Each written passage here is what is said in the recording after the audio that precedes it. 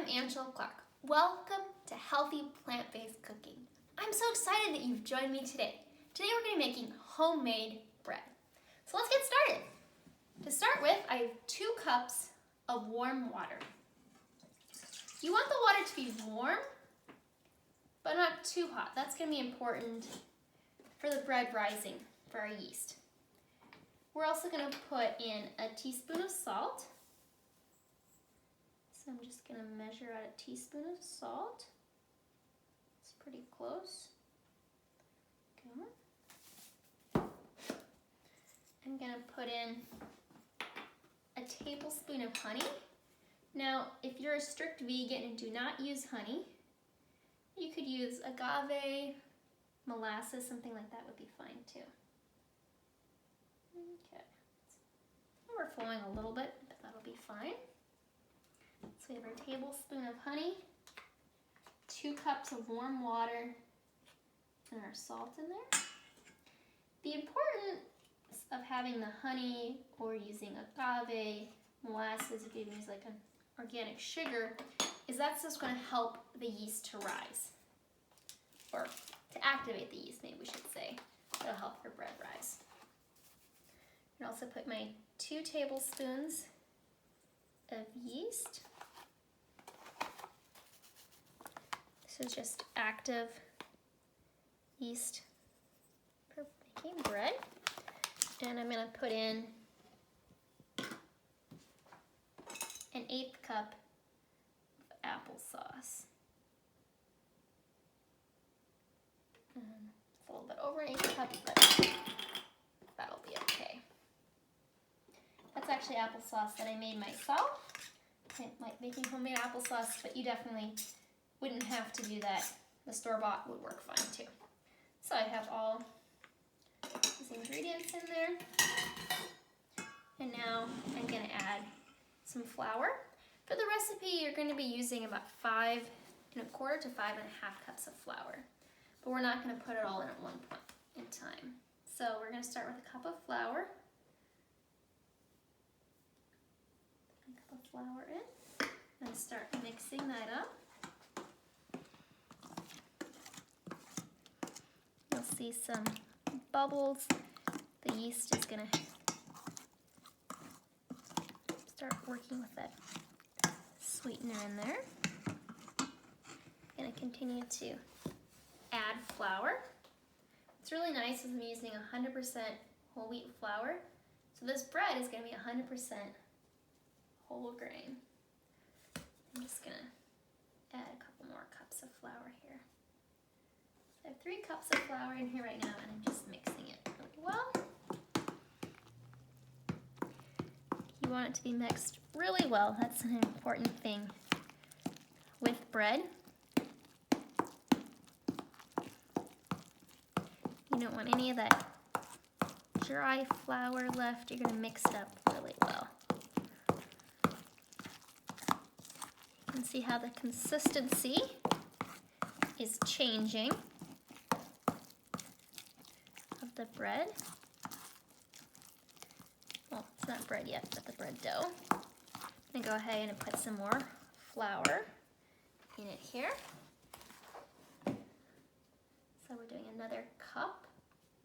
So this is going to be 4 cups so far of the flour.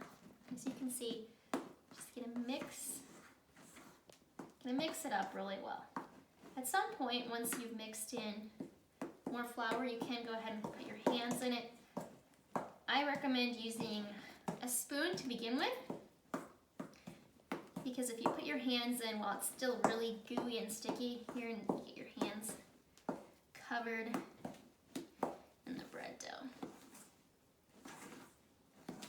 So we're just going to even add in some more flour here. This is our 5th cup. I'm going to stir this in with this spoon, and then I'll put my hands in before too long, but I don't want to have too much dough stuck all over them. So you can notice that it does get a little bit more challenging to do with this spoon. Might indicate that it's getting close to the time that we're just gonna go ahead and put our hands in soon. I'm gonna end up just with a little bit more. I'm gonna just put about just a little bit more flour, like a third more. And I'm going to go ahead and get my hands dirty at this point. So there's a reason why you wash your hands well before cooking. You want clean hands because you're going to be kneading this bread by hand. You can see that it's not totally mixed now, and so it's still sticking to me somewhat. Once it's mixed really well and you have enough flour in there, it should not stick to you. If it's still sticking to you like it is right to me right now, that means you either have flour, like I do on the bottom of the bowl, that's not mixed in, or you don't have enough flour in there. And for some reason, you've used that 5.5 cups of flour and it's still sticking to you like this, then you're just going to want to put a little bit more flour. Maybe you got a little bit extra moisture water in there or something. So we're just going to mix it. Still sticking a little bit. I'm trying to mix in all the flour because there's still a little bit of dry flour on the bottom of the bowl that you can see there. So just mixing it. You're also gonna, it's getting stuck to your hands. That's because it's gonna need a little bit more flour still. Making bread is really such a fun activity, and it's a great thing that you can do together as a family. If you have younger children and they're not at the point where they can do all the kneading, you can still let them help add some ingredients, and then once you have the bread all kneaded and mixed to, it's at the point where it's ready to be put in the bread pans, they're gonna have so much fun doing that. Now it's still a little sticky, so I'm adding a little bit more flour. The reason why I'm putting it in my hand here is because the flour will help get the extra off that's on my hands there. So I'm just gonna mix in the flour.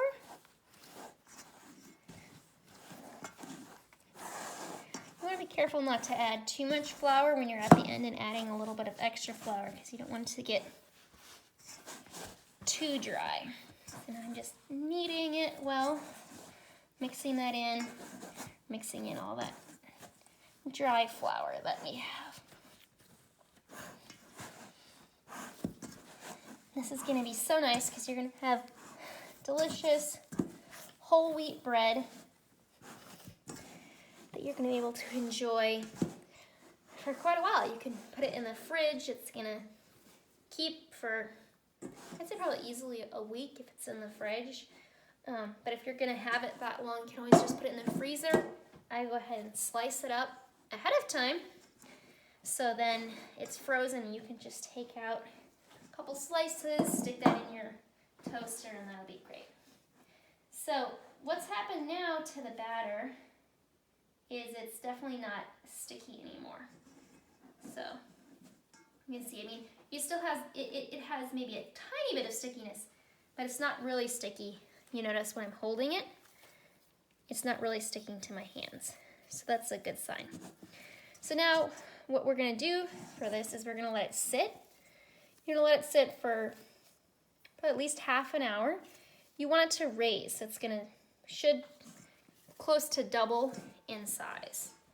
And I'll show you another trick as to figure out if it's done raising. So I have one over here that I have already had here raising. And so you can see that it's gotten a lot larger. If you want to test it out, you can just push into it, and you see when I pushed into it, it's not bouncing back out, you could say. It's just staying that indent.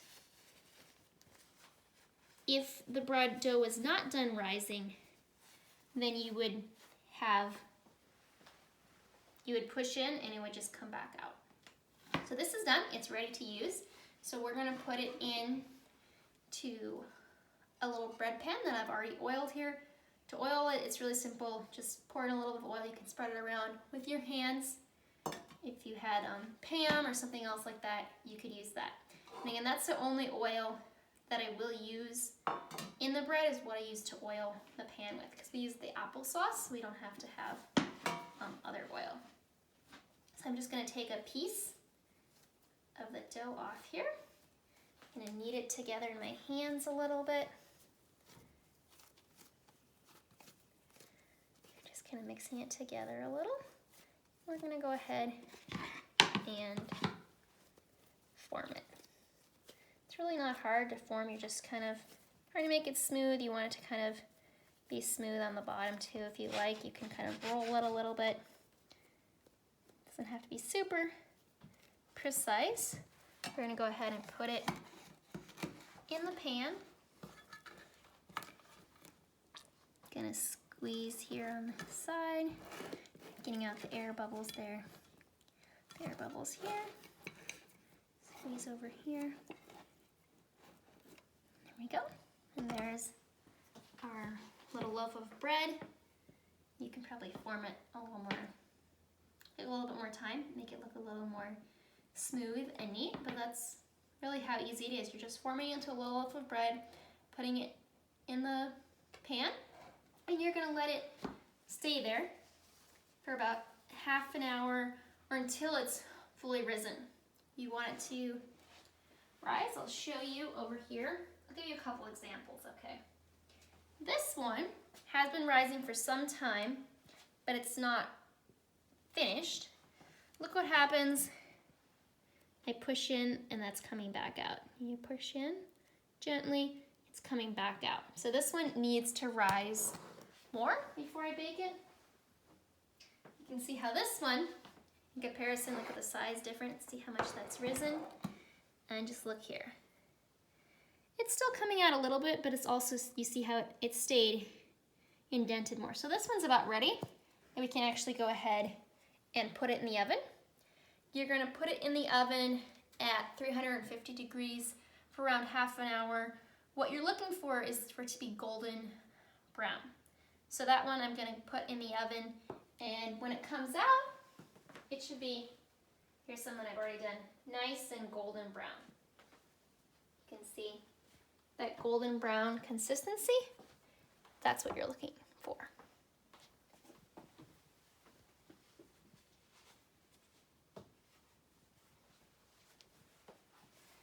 So, that's really how simple it is to make homemade bread. Like I said, we just put our ingredients in the bowl, our 2 cups of warm water, teaspoon of salt, our 2 tablespoons of applesauce, or tablespoon of honey, or your other sweetener of choice, 2 teaspoons of yeast. We mix that all together. Then we let that sit for around half an hour. You want it to fully rise. Then after that, you're just gonna take it, you're gonna start shaping it like we already did. You're gonna break a piece off. You're gonna form that into the loaf, put it in an oiled bread pan. You can use a larger bread pan if you like. Put it in an oiled bread pan, and then you're gonna let it rise. Remember, you want it to roughly double in size, or you can use the test that I showed you. Like we see this one, you test it, it's still coming back out. I push in here, it is coming out some, but it left an indent. So this one is gonna be ready to put in the oven. I'm gonna bake it for around half an hour. It's gonna come out golden brown, like this. I'm just gonna set it out to cool. Once it's all the way cool, you can go ahead and put that in a bag and store it. So that is making homemade whole grain bread.